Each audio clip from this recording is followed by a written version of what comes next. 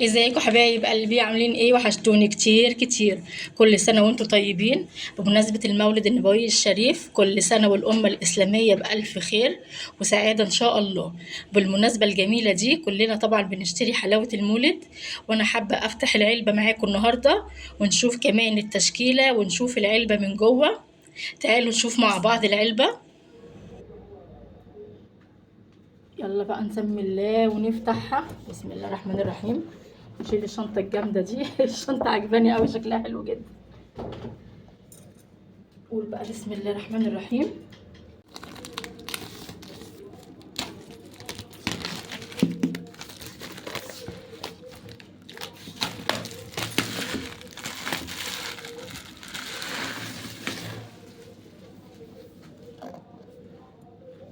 خلاص كده، كمان نجيب بقى السلاح بتاعنا، السكينة. بسم الله الرحمن الرحيم. بسم الله ما شاء الله. اهي يا جماعة العلبة، طبعا دي علبة كبيرة. دي التشكيلة اللي فيها اهي بالشكل ده. يلا بقى ايه دلوقتي واحدة واحدة كده نطلعها ونشوف ايه التشكيلة مع بعض. نمسك دي اول حاجة. ده على فكرة يا جماعة ده ملبن، ايوه. ودي طبعا الحمصية. احنا على فكرة هنطلعهم على الترابيزة بعد كده نرجعهم تاني علشان بس ايه نشوفهم مع بعض. دي الحمصية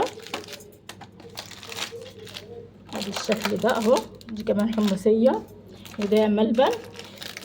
طبعا التشكيلة انت بتختاري التشكيلة على ذوقك انت، خلاص يعني هو مش بيفرض عليكي حاجة، انت اللي بتختاري طبعا بالقطعة. ودي كمان اللي هي السودانية اهي بالشكل ده. زي ما قلت لكم انا هطلعها على الترابيزه وبعد كده هنرجع تاني بس علشان ايه نشوفها مع بعض.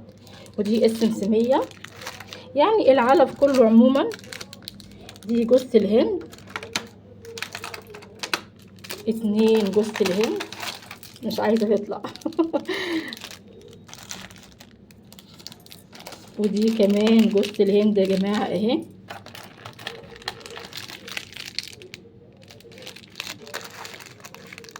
وكمان فيها نوجة، اللي بيحب بقى ايه الحاجات اللي هي الناشفه شويه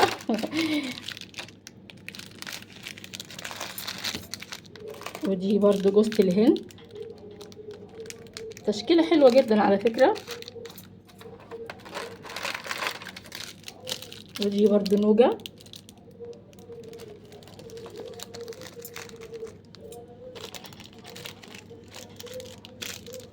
ده يا جماعه كاجو، ده كاجو. بصوا انا عايزه اقول لكم دي ملهاش لازمه خالص ان هي تبقى في العلبه بصراحه دي بصي ناس كتير جدا مش بتحب تاكلها. نجيبها كده بس على جنب وبالشكل ده. وفي كمان الملبن، الاطفال كلها على فكره بتحب الملبن ده.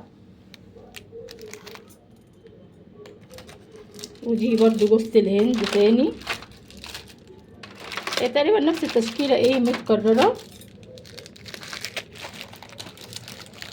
ده ملبن بالسوداني على فكره، وفيه برضو قطع بندق، ده بيبقى حلو جدا.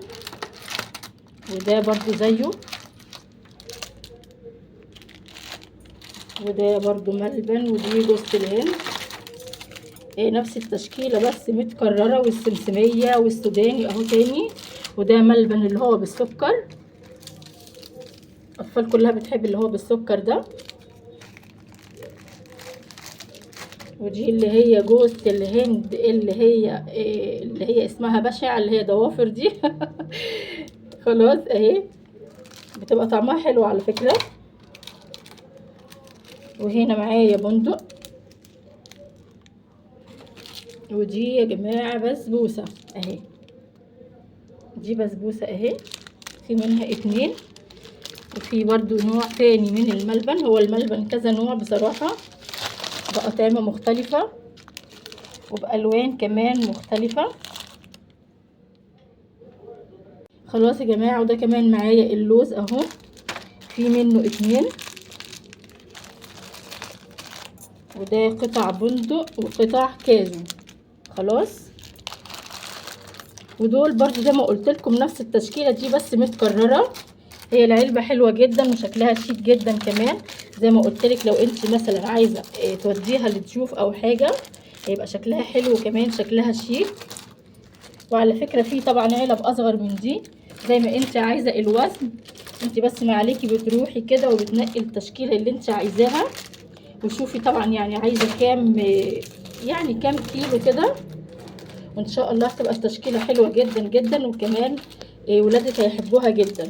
انا كل سنه ان شاء الله يعني بفتح معاكم العلبه، زي السنه اللي فاتت برضو كانت فين كانت هنا. كنت برضو عملت لكم ريفيو عن العلبه اللي فاتت برضو، او السنه اللي فاتت. كانت حلوه جدا كمان وطعمها حلو جدا، والتشكيله بس كانت التشكيله متهيألي يعني كانت احلى من دي كمان. خلاص يا جماعه، نقصها مع بعض كده بقى، ايه عشوائي كده اي حاجه. عايزه اقول لكم البندق دي انا هاخدها مش هحطها في العلبه، خلاص خليها ليا انا، عشان انا مش بحب كمان الحاجات اللي فيها سكر كتير. يلا انزلي بقى حالا دلوقتي اشتريها لولادك كده وفرحيهم. خلاص يا جماعه، عشان بس ما اطولش عليكم الفيديو، انا هرصها كده مع نفسي. اهم حاجه دي برضو اللي هي ملهاش اي لازمه خالص في العلبه بصراحه، محدش بياكلها خالص دي. خلاص يا جماعه، علشان بس ما اطولش عليكم اكتر من كده. خلاص يا بنات، كده اهي العلبه بعد ما رصيتها بالشكل ده. انزلي بقى هاتيها وفرحي ولادك، وكل سنه وانتم طيبين. زي ما قلت لكم طبعا هي العلبه دي من حلواني اتول.